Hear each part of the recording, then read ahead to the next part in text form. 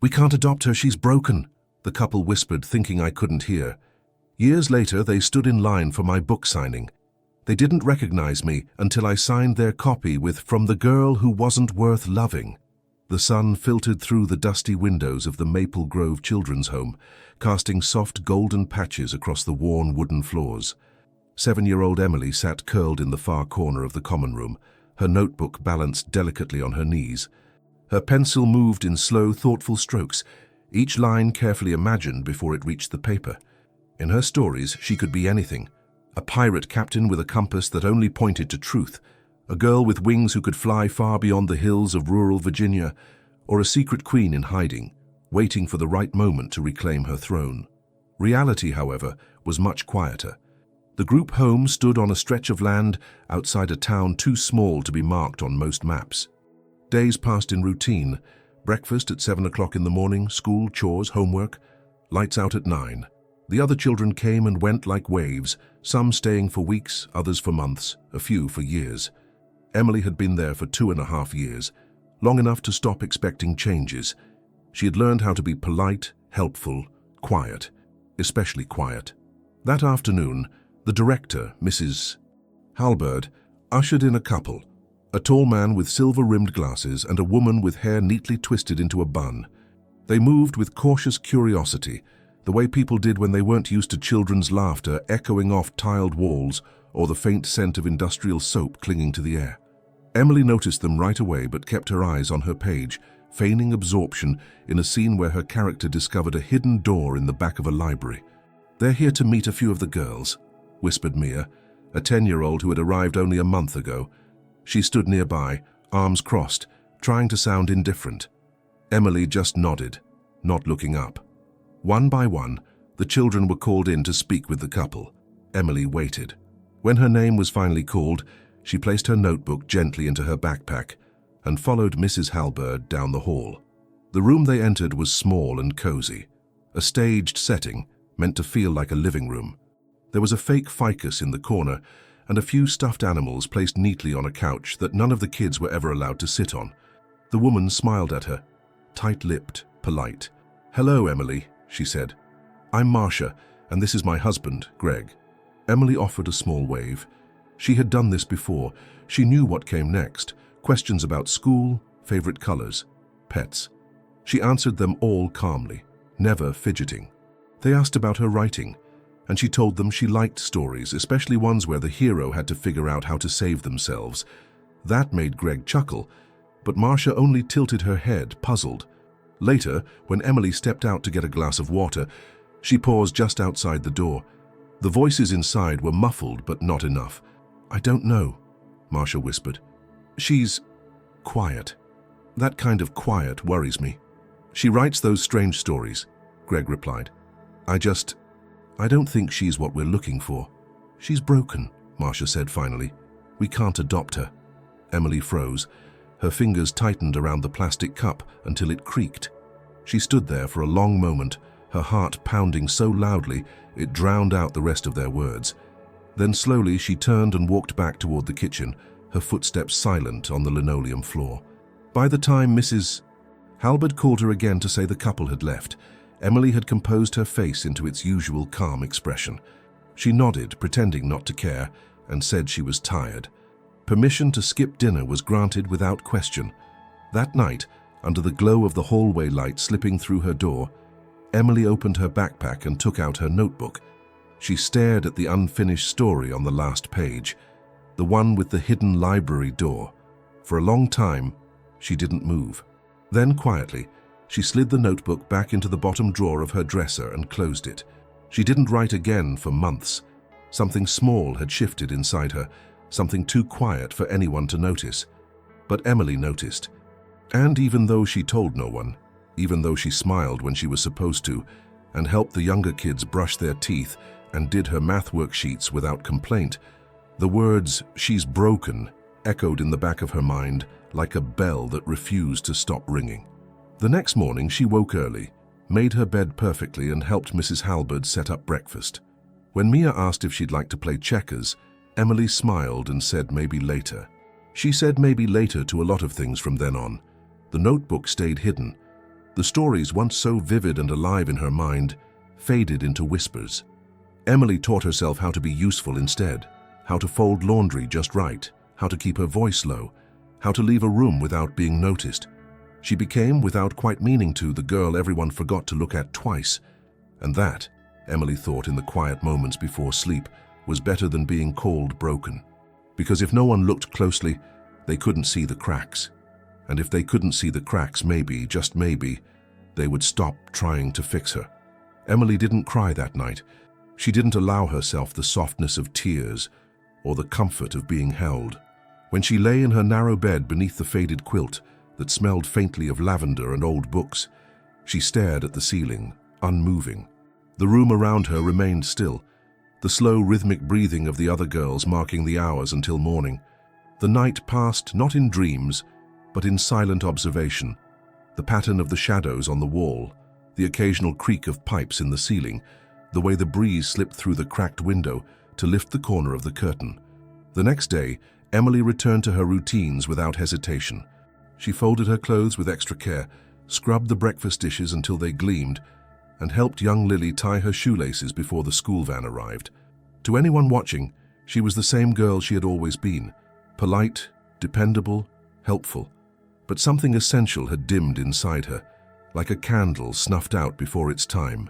The spark she had once carried quietly, the spark that had lived in her stories and scribbled lines and imagined worlds, had flickered out.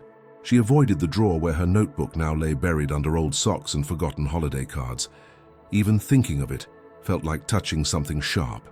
Her words, once her most treasured companions, now felt foreign and dangerous. She told herself she didn't need them anymore, that stories only reminded her of what people thought she lacked. They called her broken, and broken things, she thought, shouldn't be heard.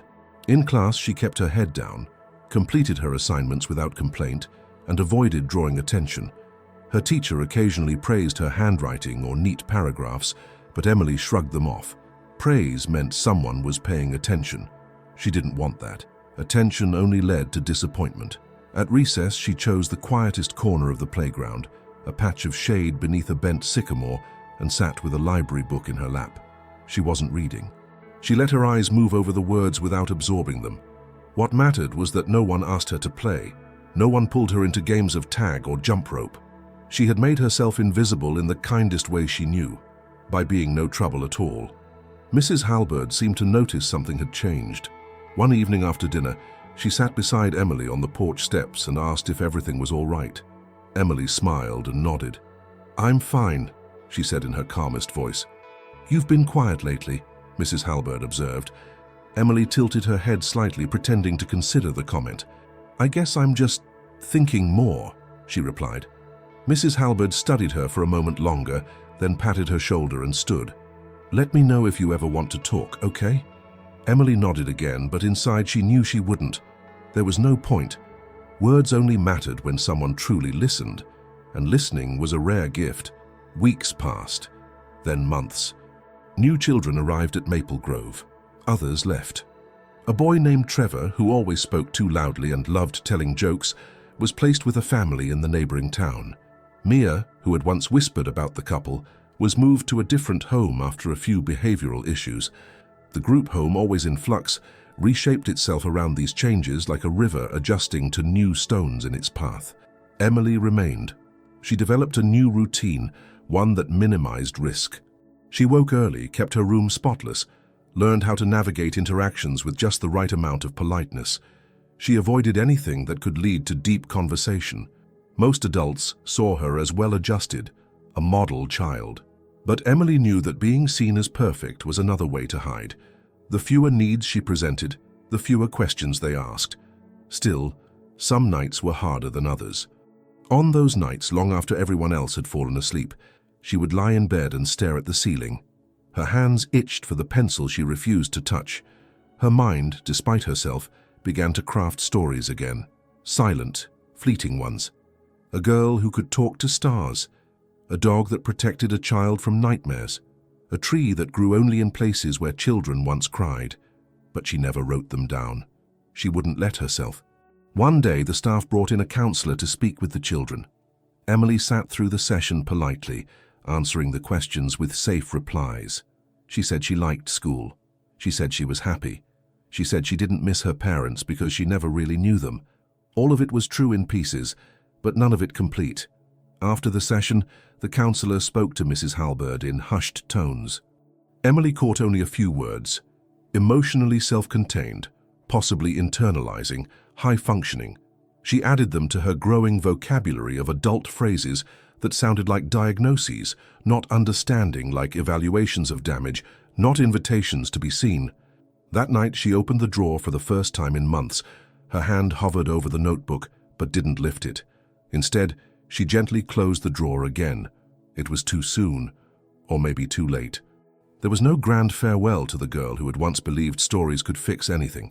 No dramatic burning of pages or tearful goodbyes to her imagined worlds. Just the quiet acceptance that stories had become too dangerous, too honest, too vulnerable. And so she let them go, not because she no longer loved them, but because love was a luxury she couldn't afford to lose again. At 7 years old, Emily said her goodbye not with words, but with silence. A silence that stretched into the spaces between days, that made her easier to overlook, that shielded her from the pain of being chosen only to be rejected. It was a silence that no one questioned, because it looked so much like peace. But inside, it was a goodbye she whispered every single morning. Goodbye to the girl who once waited. Goodbye to the girl who believed they might come back for her. Goodbye to the girl who wrote. By the time Emily turned 10, the routines at Maple Grove had settled into the framework of her life like bricks in a wall, solid, predictable, and immovable. The days blurred into each other with a quiet efficiency. She woke every morning at 6 o'clock, long before the other children, brushed her teeth, made her bed with crisp corners, and dressed in the uniform outfit she chose each day. Jeans, a plain t-shirt, and a grey hoodie that fit slightly too large, but made her feel protected. The familiarity of each step gave her a strange sense of control, a way to anchor herself when everything else seemed uncertain. She moved through her days with the careful attention of someone who had learned that even small missteps could ripple into unwanted notice. In the dining room, she helped serve cereal and milk, always handing the bowls to the younger children first. She cleared tables without being asked. She folded laundry while the others watched television. Every action was calculated, not for praise but for invisibility. Adults praised loud children who showed talent, who danced in the spotlight. Emily had learned it was safer to operate in the background, where expectations remained low and questions were few. At school, she was the same.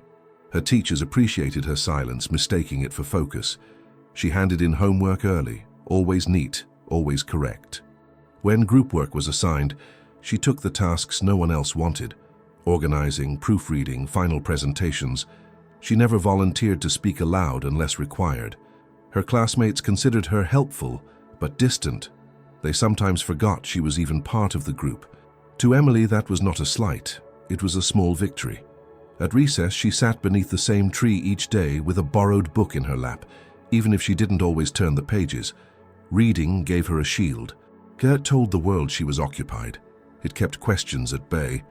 If other students occasionally called her names like Ghost Girl or Robot, she ignored them.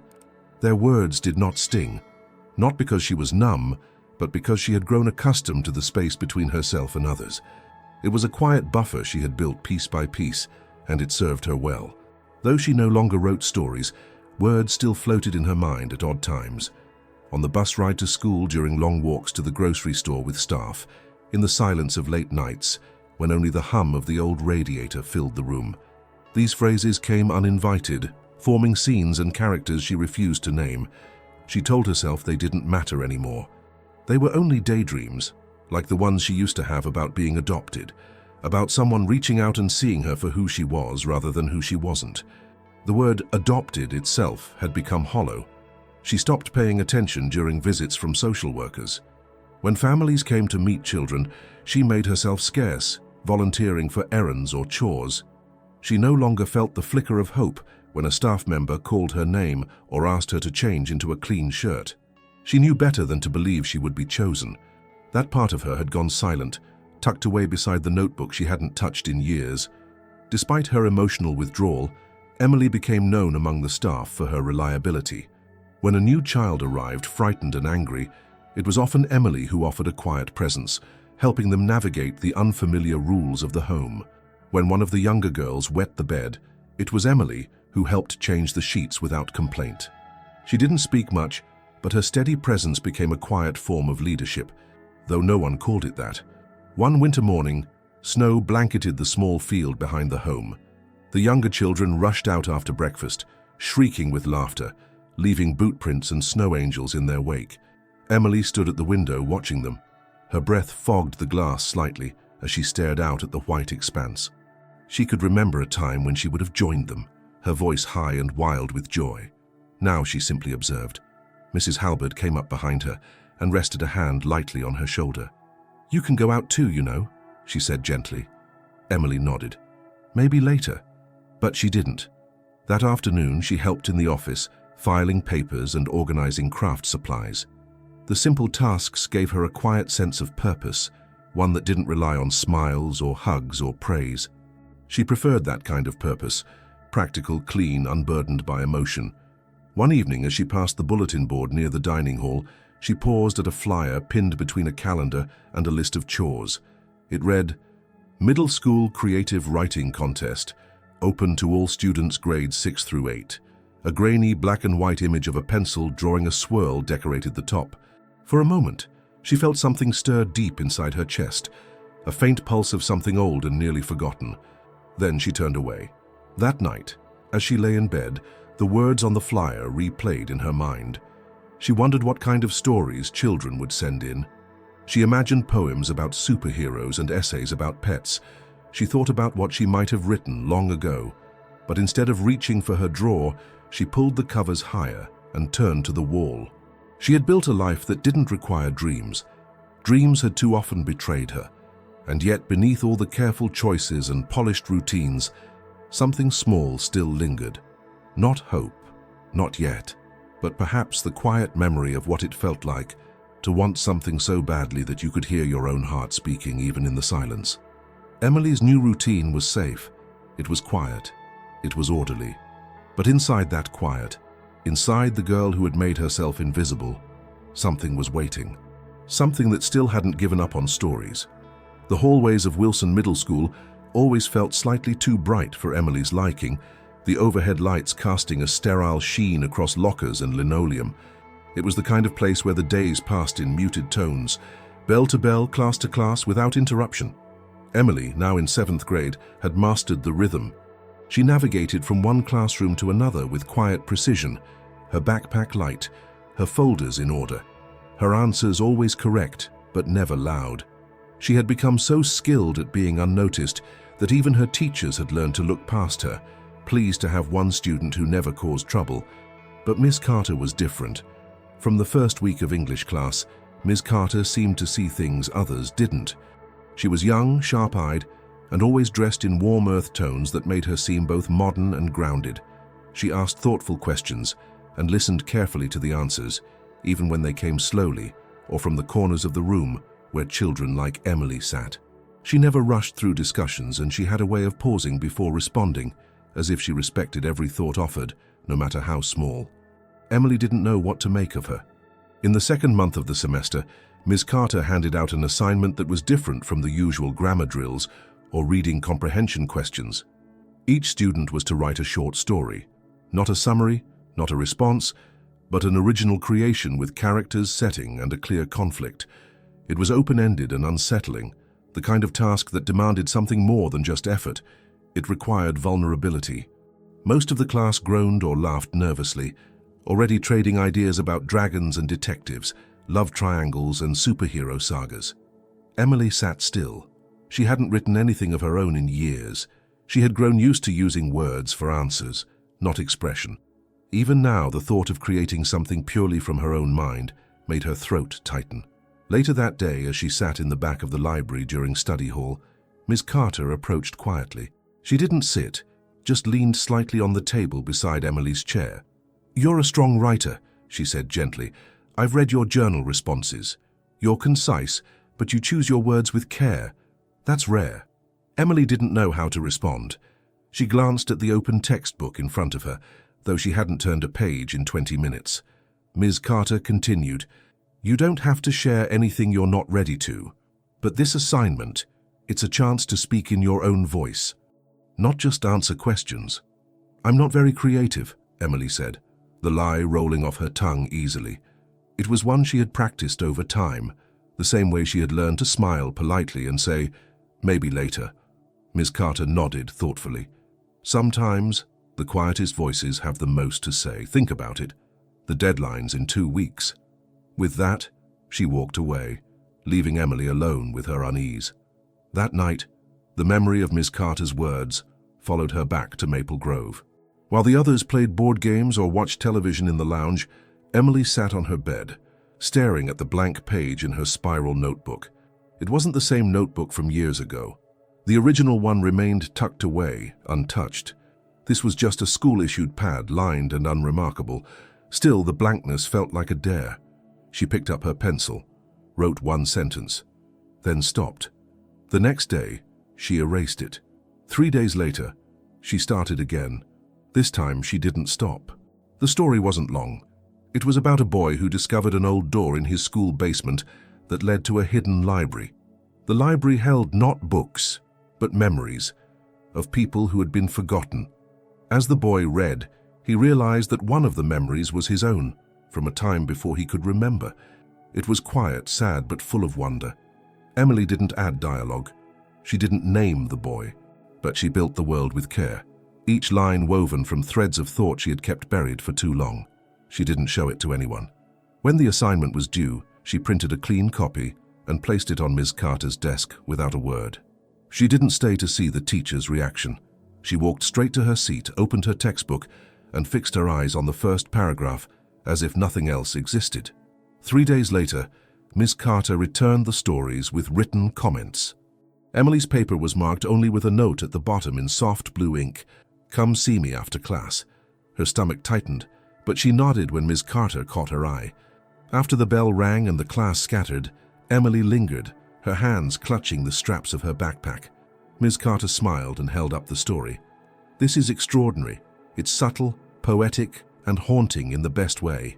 You understand something about storytelling that can't be taught." Emily looked down. Compliments made her nervous. She never knew where to put them. "I'd like to submit this to the district's creative writing contest," Ms. Carter continued. "Only with your permission, of course." Emily hesitated. The idea of other people reading her words made her chest ache in a way she couldn't explain. But she also remembered the quiet joy she had felt when the story came together, when the boy discovered the memory that was his.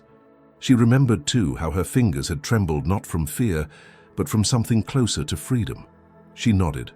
"Okay." Ms. Carter's face brightened, but she didn't overdo it. She just said, "Thank you for trusting me." For the first time in years, Emily left a classroom feeling seen. Not scrutinized, not evaluated, but genuinely recognized. It was a feeling she carried with her through the rest of the day, tucked beneath her hoodie like a secret warmth. At Maple Grove, she said nothing to the others. She didn't share what had happened, but that night when the house was quiet and the moonlight slanted through the window, she pulled out her old notebook, the one buried in the bottom drawer. She opened it slowly, the pages still crisp despite the years. Her handwriting looked smaller than she remembered, but the stories were still there, waiting. She didn't write anything new. Not yet. But she read. She remembered. And for the first time since she was 7 years old, the silence inside her began to shift. The day of the school assembly arrived under a slate-gray sky, heavy with the threat of rain. Inside Wilson Middle School, the gymnasium buzzed with an unusual excitement. Rows of folding chairs had been arranged into careful lines across the waxed floor. A temporary stage had been set up at the front, with a plain podium and a banner stretched across the wall that read, "Annual District Creative Voices Celebration." Emily had never attended an assembly like this before, at least not as anything more than part of the crowd. She had been called up in past years to receive academic awards, the kind given out quickly with handshakes and nods. But this was different. She sat near the back with her classmates, her hands folded tightly in her lap. The air smelled faintly of metal and gym shoes, and the murmurs of other students created a dull hum around her. When Ms. Carter leaned over and whispered, "You'll do great," Emily gave a small smile, but said nothing. She hadn't told anyone at Maple Grove what was happening, not because she didn't want them to know, but because she wasn't sure how to explain it. What could she say? That she had written a story and people liked it? That for the first time in years, her words were not only hers? She kept that feeling to herself. The ceremony began with opening remarks from the district superintendent, a man with a booming voice who spoke of creativity and courage. As he spoke, Emily's mind drifted. She pictured the boy in her story again, alone in that secret library, lifting memories like artifacts. She thought about how he had no name, how he wandered unseen until he found proof that his story mattered. That boy had always been a part of her, a shadow she hadn't realized was following her through all the years of silence. When the student winners were finally announced, Emily didn't hear her name at first. The applause started before her mind caught up, and it was only when Ms. Carter touched her arm and gave a small nod that she stood. Her legs felt heavy as she walked to the stage, her footsteps echoing too loudly. She avoided looking at the audience. Instead, she focused on the wood grain of the podium, the soft creak of the microphone adjusting under her breath. A teacher from another school read the brief introduction. Winner of the middle school division for her story, The Memory Room, a haunting and graceful tale of discovery and identity, Emily R. from Wilson Middle. More applause followed, but it felt distant, as though coming from another room. Emily took the certificate with both hands, nodded politely, and turned to walk back to her seat. Her heart pounded not from fear, but from a strange sense of disconnection. It didn't feel real, not quite. And yet, the certificate in her hand was warm, the paper thick and solid. When she returned to her seat, Ms. Carter leaned in again. That story mattered. You need to know that. Emily nodded, but she didn't speak. The lump in her throat wouldn't let her. Later, back at school, students who had never spoken to her before offered quiet congratulations. A few even asked what the story was about. Emily gave short answers. It's about a boy who finds something he lost, and avoided the rest. Part of her feared that if she talked about it too much, the magic would vanish. That night, she sat on her bed at Maple Grove, the certificate folded in her lap. The other children had gone to bed, the house dim and silent. Emily reached into her drawer, not for the old notebook, but for a fresh one she had bought herself a few weeks earlier with leftover chore money. Its cover was plain blue, its pages blank. She opened it, and for the first time since that quiet afternoon years ago when she had hidden her stories away, she began to write, not because someone told her to, but because she needed to. The words came slowly at first, tentative and unsure, then faster, stronger. She wrote about a girl who lived on an island where everyone forgot their own names. Each morning she wrote her name in the sand so she wouldn't lose herself. One day she discovered a cave filled with names that had never been spoken aloud, names of people who had been erased. The girl began to collect them one by one and whisper them into the wind so they wouldn't disappear again. It wasn't a polished story. It didn't need to be. It was hers. Over the following weeks, Emily wrote nearly every night. She didn't show the stories to anyone. They weren't for contests or school. They were for the girl she had been and the girl she was becoming. Slowly, she began to reclaim the parts of herself she had hidden for so long. Her silence remained, but it softened. It became a quiet by choice, not one imposed by pain. Ms. Carter continued to encourage her in class, but never pushed. She allowed Emily her space, knowing some growth happened in solitude. Other teachers began to notice small changes, how Emily held her shoulders a little straighter, how she spoke a bit louder when reading aloud, how her eyes lit up when discussing metaphors or character arcs. She was still quiet, still reserved, but something had awakened. The story that won the contest wasn't just a success, it was a shift, a moment when the ground beneath her changed shape. It didn't erase the years of silence, didn't undo the words she had overheard as a child, but it gave her something more powerful, a voice she could trust. One afternoon, Ms. Carter pulled her aside after class. "There's a summer writing camp at the university. I've recommended you for a scholarship. Would you be interested?" Emily hesitated only briefly before nodding. "Yes, I think I would." The spark had returned, not with fire or spectacle, but like the first flicker of a candle in a dark room, steady, real, and ready to grow. The summer writing camp at the university became a turning point for Emily, though not in the way stories often tell it.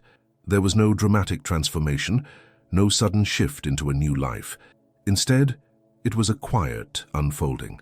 For the first time, she was surrounded by other young writers, some shy, some bold, all driven by the need to tell stories. They talked about characters as if they were real people, dissected plot lines like surgeons, and argued passionately about point of view and voice. Emily didn't speak much at first, but she listened closely, taking mental notes, absorbing the language of those who lived and breathed storytelling. Her instructors noticed her discipline, her thoughtful observations, and the clarity of her writing. She earned praise not for flair or style, but for precision, for how every sentence seemed to know exactly where it was going. She felt seen again, but this time not just as a student or a former foster child. She was seen as a writer. When the camp ended, she returned to Maple Grove with a small folder of workshop feedback, 3 new stories, and a fragile hope that maybe this path was one she could walk for real. She began to research scholarships and college programs late at night when the group home was quiet. Her notebooks filled faster than ever. Some stories were about girls who lived in abandoned towns. Others followed children who communicated through notes hidden in library books. She was always drawn to themes of memory, survival, and the spaces where people go when they are forgotten. Her focus on school intensified. She took extra credit assignments without hesitation, studied during lunch, and asked her teachers about college prep. Her counselors noticed the shift, and while they were supportive, they often reminded her of the statistics, how few foster children made it to college, how many struggled just to graduate. Emily listened politely, but inside she rejected their quiet resignation. She wasn't asking for the odds to be in her favor. She was asking for the chance to defy them. In her final year of high school, she applied for a writing scholarship offered by a local foundation that supported underrepresented youth. She submitted a short story about a girl who left notes for her future self inside walls, so she would never forget who she was becoming. The judges sent back a letter filled with praise, but ultimately declined her application. The rejection stung more than she expected. Still, she saved the letter, underlining the sentence that read, "Your writing shows exceptional promise." Then came another blow. The college she had quietly hoped for, a small liberal arts school with a strong creative writing program, offered her admission but not enough financial aid to make it possible. The number on the award letter might as well have been a wall. She tried not to show her disappointment at Maple Grove, but Mrs. Halberd noticed the way she avoided eye contact for days afterward. The state placed her with a foster family just before graduation. The Hendersons were kind enough, but distant. They had taken in foster children before and ran their household like a well-oiled machine. Early dinners, strict schedules, polite conversation. Emily followed the rules, helped with chores, and kept to herself. The room they gave her was clean and quiet, but impersonal. She kept her notebooks in a small box under the bed and wrote each night by the dim light of a desk lamp. With college slipping out of reach, she took a job at a local diner. The hours were long and often thankless. She served breakfast to regulars who barely looked up from their plates, wiped down tables sticky with syrup, and memorized coffee orders like second nature. The work didn't leave much time for writing, but Emily carved out moments. On break, she scribbled ideas on receipt paper. In the early mornings before her shift, she typed late into the night on an old laptop given to her by Ms. Carter, who had kept in touch and still checked in from time to time. One night, after a double shift, Emily sat in her room with a cold cup of tea and reread an old story. It was one she had written at the camp, about a boy who could speak every language except the one used to ask for help. It still moved her. It still felt true. That was when the thought struck her. Maybe she didn't need a degree right away to begin. Maybe the stories could go somewhere on their own. She began researching publishers who accepted unsolicited manuscripts, especially small presses and indie houses. She read blogs about query letters and manuscript formatting. She stayed up late rewriting and editing, sometimes deleting entire pages when they no longer felt honest. She chose her best work, a novel about a girl who kept letters in a shoebox addressed to people she had lost, and formatted it meticulously. She sent out the manuscript to 5 publishers and prepared herself for silence. Weeks passed. She continued working at the diner, the rhythm of trays and dishes and call-outs becoming second nature. Rejections began to arrive, polite, formulaic, impersonal. She tried not to let them settle in her bones. She kept writing. She kept submitting. Then, one afternoon, an envelope arrived with a return address she didn't recognize. Inside was a short letter on cream-colored stationery. "We were deeply moved by your manuscript. Your voice is quiet but unshakable. We would like to publish your novel." Emily read the letter twice, then a third time. Her hands trembled. The noise of the diner drifted in from the kitchen below, but she no longer heard it. She sat on the floor of her room, the letter in her lap, her breath shallow and steady. It was not a lightning strike. It was not fanfare or lights or instant success, but it was real, and that was enough. The path ahead was still unclear. The publisher was small, the advance modest, and there was no promise of wide readership. But for Emily, it meant something more than money or fame. It meant someone out there believed in her words. It meant the stories she had kept locked away were no longer secrets. She stood, walked to her desk, and opened a fresh page in her notebook. This time she wrote without hesitation. The envelope sat on her desk for a full day before Emily responded. She reread the publisher's letter so many times that the paper began to fray at the corners. The words had imprinted themselves into her mind, repeating like a quiet chant, "We would like to publish your novel." She whispered the phrase to herself late at night, as if saying it aloud might make it more real. It was not just a promise, it was permission. And for someone who had spent most of her life convincing herself that her voice didn't matter, that permission felt like a key turning in a long, locked door. Her response was carefully written, professional in tone but trembling with quiet gratitude. She emailed it after checking the wording 3 separate times. Then she waited again, uncertain of what would happen next. Days later, she received a reply from the editor, a woman named Rachel, who explained the next steps. Contract review, editing process, timelines for release. Rachel's emails were warm but clear. She spoke to Emily like a writer, not a charity case, not a lost child, but a professional with a story worth sharing. Emily read every line of the contract carefully. She didn't have a lawyer, but Ms. Carter helped her navigate some of the language. Though the advance was small, barely enough to cover 2 months of rent, the terms were fair. The rights to her work would remain hers. The publisher would provide an editor and a designer. There would be a launch event, even if modest. It was more than she had imagined, more than she thought was ever possible. She signed the contract in the quiet of her small room, her hand steady for the first time in weeks. What followed was a flurry of firsts. Her editor sent notes that were both kind and precise, pointing out sections that needed deepening, characters that could be sharpened. Emily took each suggestion seriously, reading the manuscript aloud to herself to hear its rhythm. She rewrote passages she had once thought untouchable, tightened her dialogue, and deepened her protagonist's journey. For the first time, she saw her story not only as something personal, but as something that could belong to others too. The process was exhausting and exhilarating. She worked full shifts at the diner, then came home to hours of revision. There were nights when her eyes blurred with fatigue, when the words refused to come, but she pushed through, not out of obligation, but because the work itself felt like breathing. The girl in her novel had become a mirror, reflecting back all the pieces Emily had once hidden, the doubt, the hope, the quiet fight to survive and matter. When the final draft was approved, she received the cover design. It was simple, a worn shoebox resting in a beam of light, surrounded by handwritten letters just barely visible. The title, The Quiet Ones, stood in clean white font across the top. Her name was printed beneath it, her full name, no initials, no hiding. She stared at it for a long time, her fingers tracing each line of text. It was hers. The publisher scheduled a modest release, a print run of 500 copies, availability through online retailers, and an invitation to a small book event in a nearby city. The entire launch felt humble, almost quiet, but to Emily it felt enormous. She had never imagined this. Not really. Not when she was 7 years old in a group home hiding her notebook, not when she folded napkins at the diner, not even when she typed her manuscript under the dim light of her second-hand desk lamp. When the first box of author copies arrived, she waited until the house was empty before opening it. The books were neatly stacked, the cover even more striking in print. She lifted the first copy gently, holding it like something sacred.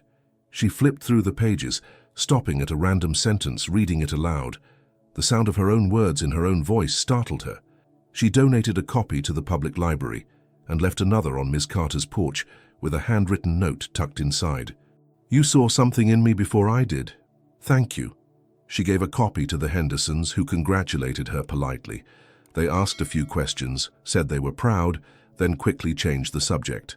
Emily didn't mind. She had learned that not everyone needed to understand what this meant. It was enough that she did. The event in the city was scheduled for a Saturday afternoon at a small independent bookstore. The publisher arranged a modest table and a single banner with her book cover printed on fabric. There was a reading scheduled, a short Q&A, and a signing. Emily arrived early, dressed in a simple blouse and jeans, her hands tucked into her jacket pockets. She expected a handful of people, maybe the staff, a few curious readers, perhaps someone who had seen the flyer. But by the time she stood behind the table, over 24 chairs had filled. Some were teachers, others teenagers, a few parents with children. Many held copies of her book already in hand. They approached with quiet reverence, asking her to sign their pages, sharing how much the story had moved them. One young girl said the book helped her understand her own sadness. Another said it made her feel less invisible. Emily listened to each person, her responses soft but sincere. She signed each copy with care, sometimes writing short notes, "For the brave, for the quiet hearts, for the ones still searching." She never rushed, never assumed the moment meant less to them than it did to her. Near the end of the event, a couple approached the table. They were older now, their faces lined with age, their movements deliberate. The woman wore a light gray coat, the man a patterned scarf. They smiled politely as they handed her the book, asking for a signature. Emily's hands trembled slightly as she took the copy. She recognized them immediately. They did not recognize her. She opened the book to the title page, took a deep breath, and wrote carefully, "From the girl who wasn't worth loving."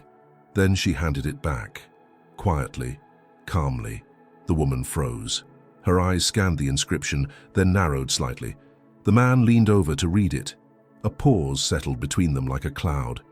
Emily said nothing. She didn't need to. She closed the book and gave it back with a nod. They stood for a moment longer, then turned and left the store without another word. Emily watched them go, her breath steady. She felt no anger, no vindication, only a strange, quiet peace. The moment passed. More readers approached. More books were signed. Her story had left her hands, but it had not left her. It was out in the world now, and she had taken the leap. The days following the event moved quietly, almost deceptively so, like the calm after an emotional storm. Emily returned to her routine at the diner, where little had changed. The regulars still ordered their usual breakfasts. The kitchen staff still shouted orders over the clatter of pans. Life, it seemed, did not pause just because something important had happened to her, but inside, everything felt different. The presence of her book in the world, no longer just an idea, no longer just pages in a drawer, had altered her in a way that no one else could see. She kept one copy with her at all times, tucked into the bottom of her worn satchel. Not to read, not to show off, but to remind herself that what she had created was real, that it existed beyond her imagination. In quiet moments, during bus rides between shifts, in the empty laundromat at night, she would pull it out, not to look at the words, but to hold the weight of it in her hands. It grounded her. The publisher sent updates periodically. Sales were slow but steady. Reviews trickled in, some through email, others posted online. Most were short, thoughtful reflections from readers who felt moved, many saying they saw themselves in her protagonist.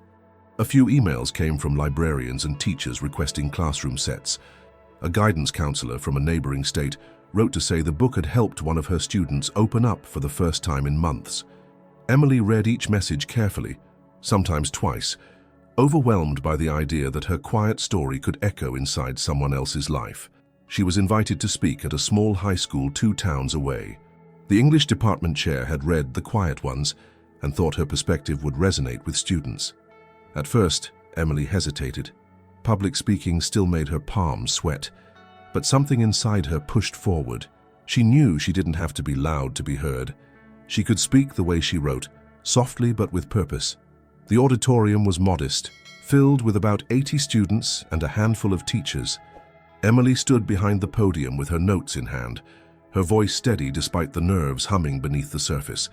She spoke not about success or publication, but about the years when she felt invisible. She talked about hiding her stories, about believing the lie that being quiet meant being broken. She told them how she had written her way back to herself, one sentence at a time. She didn't embellish or dramatize. She didn't talk about foster care or rejection unless it was relevant to the theme. What mattered to her was the message, that silence could be strength and that even forgotten voices could find their place in the world. When she finished, the applause was soft but heartfelt. Afterward, a small group of students approached her, hesitant but curious. One boy said he had stopped writing after his father left and now wanted to start again. A girl said she had never told anyone she wrote poetry. Emily listened, offered encouragement, and left feeling both exhausted and deeply fulfilled. More invitations followed. Community centers, book clubs, small colleges. She accepted what she could, working nights at the diner to afford transportation and taking unpaid leave when necessary. Her shifts grew shorter as her schedule changed, and eventually, with her publisher's support, she stepped away from the diner completely. It was a leap she wouldn't have dared take just a year before. Now she understood the value of saying yes to herself. She created a modest website with a short bio, a contact form, and a list of upcoming events. She added a section called Letters to the Quiet Ones, where she shared excerpts of messages from readers, always with permission. Each letter was accompanied by a short reflection, not advice, but shared experience. The section became popular, a place where readers felt seen. It grew into a quiet community. One afternoon, she received an invitation from a large urban library that was hosting a youth literary conference. They wanted her to deliver the closing keynote. She stared at the email for a long time before responding. This wasn't a classroom or a local bookstore. It was a stage, a spotlight. She accepted. In the weeks leading up to the event, she revised her speech meticulously. She didn't want to talk about success as an endpoint. She wanted to talk about resilience, about the long pauses between the moments that matter, about the way healing often looked like nothing at all until it was complete. The auditorium was full when she arrived, the lights casting long shadows on the walls. She stepped up to the stage wearing a simple black dress, her hair pinned back. She looked older than her age, not from time, but from endurance. The silence before she spoke felt sacred. She told the audience a story about a girl who waited too long to believe in her own voice, and how she almost let it fade. She told them that quiet people aren't empty, just patient, that sometimes the world needs time to catch up with a whisper. She ended not with a quote or a dramatic flourish, but with a single honest line. The first person you must write for is the one still learning how to love themselves. The applause was overwhelming. For a moment, she allowed herself to take it in, not as validation, but as connection. It wasn't about being admired. It was about being understood. After the keynote, she met with students and aspiring writers for over an hour. They shared notebooks filled with half-formed stories, asked about her process, confessed their doubts. She answered each question patiently, remembering how it felt to be on the other side of the table. That night, she returned to her apartment, sat on her small balcony with a cup of tea and reflected. The book had spoken, but it hadn't shouted. It had done what she hoped it would. It had made someone feel less alone. It wasn't just a book anymore. It was a bridge. The Richmond bookstore was nestled between a florist and a quiet cafe on a tree-lined street just outside the downtown core. Its windows were filled with handwritten staff recommendations and seasonal book displays, giving it a lived-in warmth that reminded Emily of her time at the writing camp. When her publisher arranged a stop there as part of her modest tour, she accepted without hesitation. Richmond was less than 2 hours from where she had spent most of her childhood, yet it felt like a lifetime away. By now, she had grown accustomed to readings and signings. She no longer trembled behind the podium or rehearsed every sentence in her head. Her voice had gained strength over time, not through volume, but through quiet certainty. She understood her story, and she knew how to tell it. That knowledge gave her calm. The event was scheduled for a Saturday afternoon. The bookstore had rearranged its back section, clearing shelves and setting up a semicircle of chairs with a table and microphone at the front. Her books were stacked neatly beside her nameplate. She arrived early, dressed in navy slacks and a cream blouse, her hair pulled into a tidy bun. She looked professional, poised, someone a stranger might assume had always belonged in this space. As the room filled, she recognized the now familiar pattern of mixed faces, young readers clutching their copies, parents and teachers, aspiring writers, and the occasional curious passerby. She gave a brief reading from a chapter midway through The Quiet Ones, then opened the floor to questions. As usual, the questions ranged from writing habits to inspiration to how she managed setbacks. Emily answered with clarity, her voice never rising, never rushing. Then came the signing. One by one, readers approached, handing over their books for her to sign. Some offered brief comments, others simply smiled. Emily took the time to write something unique in each copy. Sometimes only a word or two, sometimes a line from the book that seemed to fit the person in front of her. It had become a ritual of sorts, a way to connect without overexposing herself. She was signing a copy for a teenage boy in a red sweatshirt when she looked up and saw them. They were standing near the end of the line. An older couple, perhaps in their 60s now. The woman wore a light grey coat, her silver blonde hair still pulled into a bun. The man had a thin mustache and glasses that caught the reflection of the store lights. They looked entirely ordinary, but Emily knew them. She knew them the way you remember a moment that redefined your entire understanding of yourself. For a second, everything around her dimmed. The voices, the shuffling feet, the turning pages. They all faded into a dull hum. She had not seen them since she was 7 years old, when they sat in a staged living room and called her broken. She had not thought of their faces in years. But now, here they were, holding her book. They approached the table slowly, offering practiced smiles. It was clear they had no idea who she was. To them, she was just another author. The woman placed the book gently on the table. "We've heard wonderful things," she said with a kind expression. "My sister's granddaughter read this and said it reminded her of herself. We thought it might be worth reading." Emily looked at them, her heart not racing, not shaking, just steady. She reached for the book.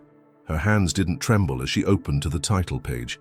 She picked up her pen, paused only briefly, then wrote, "From the girl who wasn't worth loving." She closed the book and handed it back, her expression calm, her eyes steady. The woman looked down, reading the inscription. Her mouth opened slightly. The man leaned in. Their expressions shifted slowly, as if recognition had to travel a long distance to reach them. The woman blinked, looked again at Emily's face, then back at the words. Emily didn't speak. The silence between them felt vast, but she didn't fill it. The couple said nothing. No apology, no awkward explanation, only a long moment of stillness. Then the man reached for the book, nodded once, and they turned to leave.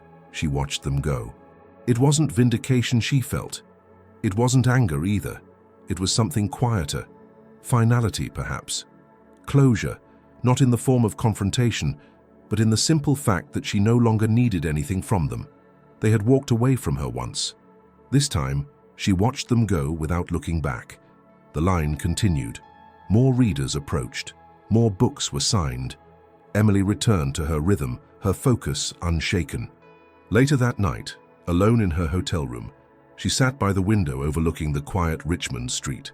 She thought about how small they had looked in the bookstore. Not cruel, just unaware, caught in a moment that had meant nothing to them and everything to her. She thought about the little girl she had been, the one who hid her notebook, who stopped writing, who believed being quiet made her unworthy, and she thought about the woman she was now, not because she had published a book, not because she had seen them again, but because in the moment they stood before her she had nothing to prove. The past had lost its power to define her. She reached for her journal and began to write, not about the couple, but about a girl who once thought she had to earn love by being perfect. The girl in the story realized that love given conditionally was not love at all. Emily wrote late into the night, the soft scratch of her pen steady and sure. She wasn't writing to remember anymore. She was writing to build something entirely new. After the Richmond event, the story of the quiet girl who wrote herself into the world continued to ripple outward in ways Emily could not have predicted. The photo of her sitting behind the table, pen in hand, had been shared by the bookstore on their social media. It circulated slowly at first, picked up by teachers and librarians, then by a few well-known readers who posted short reviews. More emails followed, some from readers as far away as the Midwest, thanking her for the honesty in her work. Her story, though small in reach, was resonating with those who needed it most. But even as her circle grew, Emily remained rooted. She declined interviews that felt too performative, ignored emails from publishers suggesting she write a follow-up centered on her own life, and refused any attempt to frame her work as a tale of dramatic rescue. Her story was not about being saved. It was about surviving. There was a difference. Still, something in her shifted after seeing the couple again. It wasn't that their presence reignited old wounds. Instead, it quietly sealed them. For so long, a part of her had written in defiance, against the silence, against the weight of being unseen. But standing across from the people who had once judged her unworthy and realizing they no longer held any power in her life, left her with an unexpected peace. She had not needed to speak the truth aloud to them. Her presence, her book, and her message written in ink had done enough. In the following weeks, she began speaking more candidly in her classroom visits and community events. She didn't mention the couple by name or dwell on their words, but she wove the experience into her message with clarity. She would say, "Some people will label you with words that have nothing to do with who you are. And sometimes the best response is to keep building your story anyway." The line she had written, "From the girl who wasn't worth loving," found its way into conversations. It was quoted in articles, printed on bookmarks, and even painted as a mural on the side of a youth center in a neighboring town. The phrase took on a life of its own, not as a symbol of pain, but of reclamation. It became a phrase whispered by those who had once been overlooked, a quiet anthem for the invisible. Emily struggled with that at first. She had never intended her story to become a movement. She had simply written what she knew. But the response was undeniable. Readers weren't just seeing themselves in her characters. They were finding a language for the wounds they had never learned how to name. In private, she wrestled with the responsibility that came with being seen. For so long, invisibility had been her armor. Now each letter from a reader, each invitation to speak, each testimonial about what her words had meant carried a quiet weight. It was a gift, but also a mirror, constantly reflecting the impact of her voice back at her. She kept writing, of course, not for an audience, but for the rhythm of it. She worked on a new story about a boy who lived in a town where no one could hear their own name unless someone else said it first.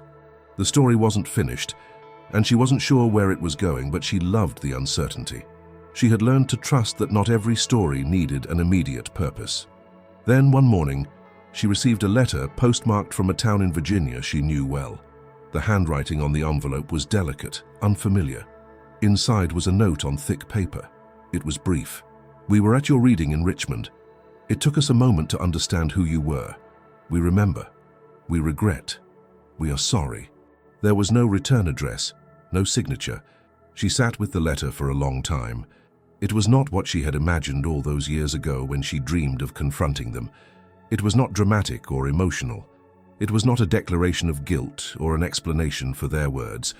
It was a few sentences, shaped by time and distance. Nothing more. She did not respond. She folded the letter carefully, placed it in the back of her notebook, and left it there. Not as a wound, not as proof, but as part of the record. Later that evening, she opened one of the emails she had been postponing. A middle school in a low-income district was inviting her to speak to a group of girls who were part of a creative writing club. The teacher who had written the message said they had read The Quiet Ones together, chapter by chapter. Many of the girls were in foster care. Some had never shared their writing before, but after reading her book, they had begun to write poems, letters, scenes. Emily accepted the invitation. The visit took place a week later. The classroom was small and cluttered, with hand-painted posters on the walls and mismatched chairs around a worn table. The girls sat quietly at first, watching her with wide eyes. They were young, some no older than she had been when she had overheard the words that had nearly silenced her. She didn't begin with a speech. She asked them what they liked to write. Most were shy. One girl said she wrote stories about girls with swords. Another confessed she liked writing about her dog. Emily listened. She told them they didn't need to write about pain to be taken seriously. That stories about joy mattered just as much. At the end, the teacher handed her a folder. Inside were short notes from each girl. One, written in careful block letters, simply said, "I didn't know I could be brave until I read your book." Emily swallowed hard. On the way home, she looked out the window of the bus as trees blurred past. The ink from her own message to the couple had dried long ago, but its echo remained. Not in bitterness, not in triumph, but in clarity. She had written not for revenge, but for truth. And that truth had grown beyond her. It had found the ones who needed it. She was no longer writing to prove anything. She was writing because the silence no longer owned her. In the weeks that followed the anonymous apology letter, Emily found herself in a strange and quiet transition. There was no single moment she could point to as a shift, no clear turning of the page. Instead, it came as a series of gentle realizations layered over one another, like fog lifting from a familiar road. The world didn't change all at once, but she had. She no longer braced herself when she spoke her name aloud in public spaces. The fear of being overlooked or dismissed had been replaced with something sturdier. Not pride exactly, but a quiet ownership of who she had become. She stopped seeking approval in the small gestures of others. She didn't need the bookstore staff to smile extra wide when she walked in. She didn't crave glowing reviews. And she certainly didn't need the couple from years ago to say her name with recognition or regret. Their absence of memory had once wounded her, but now their forgetfulness felt like a blessing. It meant she had moved so far beyond that moment of rejection that even they couldn't see the girl they had turned away. That girl no longer needed to be healed by their presence. She had outgrown the part of herself that waited for someone to come back. And still, the letter sat at the back of her notebook, untouched since the day she received it. She had not read it again. She had no plans to. It served no purpose beyond being a final dot at the end of a long, once painful sentence. She continued writing, not because the world demanded it, but because the stories still lived inside her. Some came as full scenes, sharp dialogue, fragments of settings, characters with edges. Others arrived as images, a child climbing a tree to whisper to birds, a woman carrying old letters in a coat lined with poems. She wrote slowly, without a deadline, and sometimes without knowing where the story would end. That no longer frightened her. The second book developed more quietly than the first. It wasn't about foster care or abandonment. It wasn't even about grief. It was about a girl who wandered into a city where no one remembered yesterday, and how she tried to make a life in a place where every morning was a blank slate. The premise gave Emily room to explore themes of memory, identity, and what it meant to carry your own story when no one else would. Her publisher loved the draft, but respected her pace. She had earned that trust. Outside the page, Emily found herself speaking at more events than she ever imagined she would accept. But she chose carefully. She preferred intimate gatherings, small school auditoriums, youth shelters, writing groups in libraries. Large conferences and spotlighted panels still felt foreign. She didn't want to be a symbol. She wanted to be a presence. At one school in particular, she was asked to lead a writing workshop for high school students struggling with attendance and engagement. The room was plain, the lights too bright, and the students skeptical. Most of them didn't want to be there. Some slouched in their seats, others stared at their phones. Emily didn't try to win them over with enthusiasm. Instead, she told them about the first sentence she ever wrote that made her believe she could write something honest. She didn't share the sentence. She didn't need to. She just said, "I stopped writing for years because someone made me believe I shouldn't. And when I started again, I realized that no one gets to decide what story you're allowed to tell." That got their attention. Over time, they opened up, slowly, like morning light inching through a curtain. One girl wrote about losing her brother. Another wrote a scene of a mother and daughter eating dinner in silence. A boy who claimed he hated reading turned in a poem about broken clocks and unfinished songs. Emily read each piece aloud with permission, letting their words carry weight in the room. She began mentoring two of the students beyond the workshop, offering notes on their writing and helping them submit to local contests. Not all of them won, but each submission was a seed planted. Emily knew better than to expect instant change. Growth wasn't loud. It was patient. In her personal life, she kept things simple. her apartment remained modest. She still cooked pasta too often and preferred handwritten notes to texts. She reconnected occasionally with Ms. Carter, who continued to teach and often sent updates about her students. They met for coffee every few months, speaking more like peers than teacher and student. The conversations always returned to books, to stories, to the power of language in quiet hands. One day during one of these meetings, Ms. Carter asked, "Do you ever think about going back?" Emily raised an eyebrow. "To Maple Grove?" Ms. Carter nodded. "Not to stay, just to visit." Emily considered it, not out of sentimentality or closure, but from curiosity. She hadn't returned since leaving for foster care. She hadn't needed to. But now the idea of stepping back into the place where her story began didn't feel threatening. It felt possible. She didn't make plans right away. She let the idea sit with her. That night, as she sat by her window, notebook in hand, she began to write a scene she hadn't expected. A girl, now grown, walks into a room where she once felt small. The furniture is different. The walls are freshly painted, but the air remembers. The girl doesn't cry.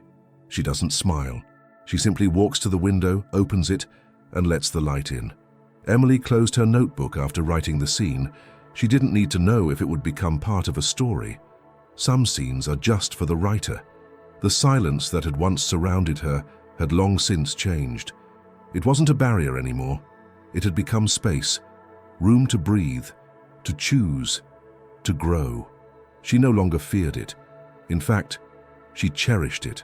After the silence came voice. Not noise, not applause, not even validation. Just voice. And that, she realized, was more than enough. The invitation arrived in early spring.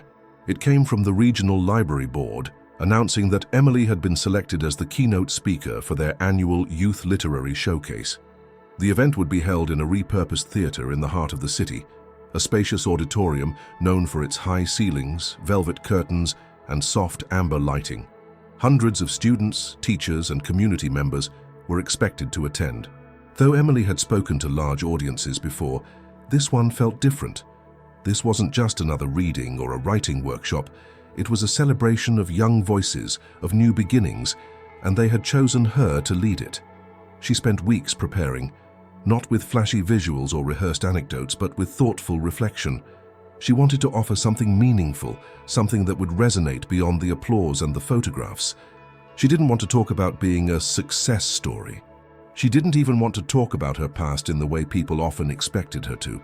She wanted to talk about storytelling as an act of visibility, of survival, of love. The night before the event, she sat by her desk in silence, her notes spread out in neat piles. Outside, the wind carried the faint scent of blossoms from the neighborhood trees. She didn't feel nervous. She felt ready, not because she had memorized every word, but because she finally understood that her worth as a speaker, as a writer, as a person, didn't depend on perfection.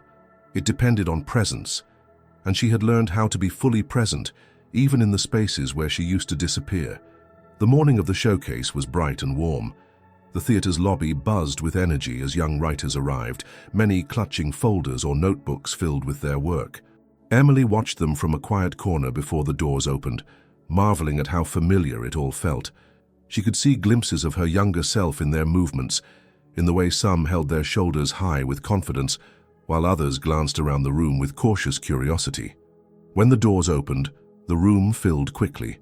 The crowd quieted with anticipation as the host introduced the event. After a short series of student readings and performances, Emily was called to the stage. She stepped into the light. The moment was both overwhelming and grounding. The rows of faces before her blurred slightly under the stage lights, but she could feel their attention like a quiet current. She took a breath, unfolded her notes, and began. She didn't start with her book. She started with a memory. When I was 7, I overheard something that stayed with me for a long time. 2 people, speaking about me, said I was broken, that I wasn't the kind of child someone could love. They said it quietly, like maybe I wouldn't hear, but I did, and I carried those words for years, not because they were true, but because no one ever told me otherwise. There was a stillness in the room. I stopped writing for a long time after that. I believed silence was safer. I believed being invisible was the only way to survive. But stories, my own stories, found their way back to me.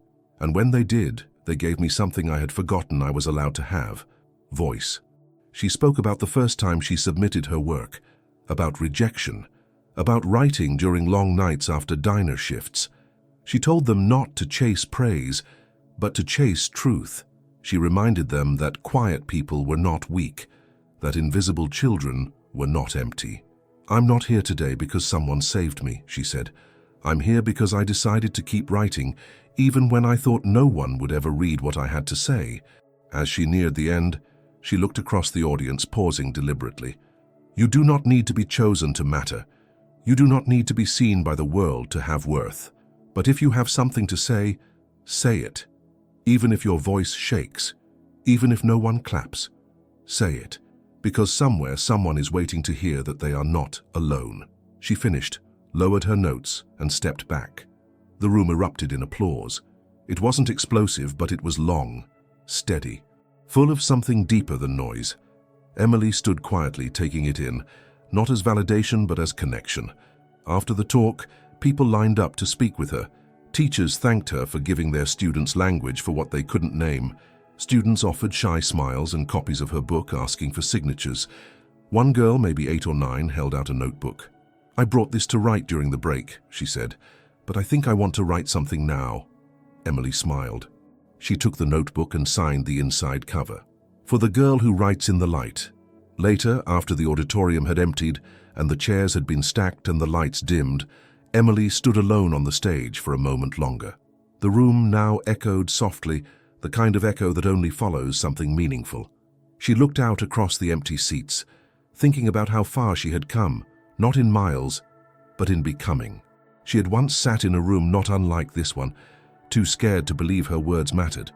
Now she stood in the very space she had once thought unreachable. The light from the ceiling warmed her shoulders. She didn't move to leave right away. She wanted to remember this feeling, not because it marked an end, but because it reminded her how much further she still wanted to go. It was a quiet morning when Emily returned to Maple Grove for the first time in more than a decade. The sky was overcast, the trees lining the road just beginning to bud with the early signs of spring. Her car moved slowly along the familiar route, tires crunching over gravel that had once seemed louder beneath her small feet. She remembered walking this same stretch of road as a child, watching for the mail truck, hoping for something that never came. But today, she wasn't looking for anything. She was bringing something instead. The group home looked different, though the bones of it remained the same. The shutters had been repainted a soft green, and the front porch had a new railing. A small garden grew where the old sandbox used to be. Children's voices echoed faintly from the backyard. Laughter, footsteps, the sharp squeal of a swing returning to its highest point. Emily parked at the edge of the gravel lot and sat for a moment. She didn't feel nervous. She didn't even feel nostalgic. What she felt more than anything was stillness. Not the kind that comes from holding your breath, but the kind that comes from finally being able to exhale. She had called ahead, of course. Maple Grove was under new management, and the woman who answered the phone had been kind, even excited. "We'd love to have you visit," she'd said. "We still have your book on our shelf in the reading corner." Emily stepped out of the car, carrying a small box with her. Inside were 15 hardcover copies of her newest novel, freshly printed. She had inscribed each one with a different message, all addressed to the next quiet child who might one day pick it up. The front door opened before she knocked. A young staff member, maybe in her mid-20s, greeted her with a warm smile and led her inside. The interior had been updated, but she recognized the shape of the rooms, the way the light fell across the old floorboards. In the common room, the furniture was brighter, less worn. A few children were scattered around the space, some reading, some building with blocks, one scribbling in a notebook. They didn't recognize her, and she didn't expect them to. That wasn't the point. The staff had arranged a small meet and greet in the reading area. A few of the older children were gathered in a circle of beanbag chairs and folding seats. Emily sat with them and shared her story. Not the polished version, not the one trimmed for conferences, but the quiet truth. She told them about the girl who used to live in that very house, who once believed her voice was too small to matter. She told them she was that girl. One child, a boy of around 10, asked, How did you stop being afraid? Emily paused before answering. I didn't, she said. I just stopped letting fear decide what I was allowed to do. Another child, a girl with wide eyes and a tangled braid, asked, Did you ever think someone like you could be famous? Emily smiled. I never wanted to be famous. I just wanted to be heard. They talked for nearly an hour. When the conversation ended, Emily handed each of them a copy of her book, letting them choose their own message from the stack. She didn't ask them to read it. She didn't ask for promises. She only said, This is for you, for whenever you need it. After the visit, she asked if she could walk through the house once more alone. The staff agreed, and she wandered quietly through the hallways of her memory. She paused outside the bedroom she had once shared with 2 other girls. It had new curtains now, and the beds were different, but she remembered the exact spot where she had once hidden her notebook. She stood there for a moment, letting the memory unfold without resistance. She did not cry. She walked through the kitchen where she had poured cereal with trembling hands, past the office where she had once overheard the words that nearly silenced her forever. Those rooms no longer held power. They were just spaces. They had been filled with new lives, new voices, new chances. Before leaving, she returned to the front porch and looked out over the yard. The children were playing now, their laughter carried on the breeze. One of them was sitting beneath a tree with a book open on her lap. Emily couldn't see the cover, but she recognized the stillness, the way the girl leaned into the story. She remembered that stillness. As she drove away, she didn't feel like she was leaving something behind. She felt like she had completed something. Not a perfect circle, not a triumphant arc, just a quiet return. A reminder that healing wasn't always loud. That sometimes, the greatest proof of transformation was the ability to return to the place where you once felt invisible and no longer see a ghost in your reflection. In the years that followed, Emily continued writing. She started a scholarship for youth in care who wanted to pursue creative work, writing, painting, music. She named it not after herself, but after a line from her first story, the Memory Room Fund. Each recipient received a letter from her, hand-signed with a note that read, There is space in this world for your voice. She mentored young writers, especially those from backgrounds like hers, not as a savior, not as a role model, but as a listener. She asked questions no one had asked her when she was younger. She created the space she had once needed. The label of broken no longer held meaning. It had never belonged to her. It had always been a reflection of other people's limitations, not her own. She kept the notebook from her childhood. It remained on a shelf in her home office, its corners frayed, its pages delicate. She didn't reread it often, but she kept it there to remember. Not the pain, but the beginning. Every story had a beginning, and hers had turned into something more than survival. It had turned into light,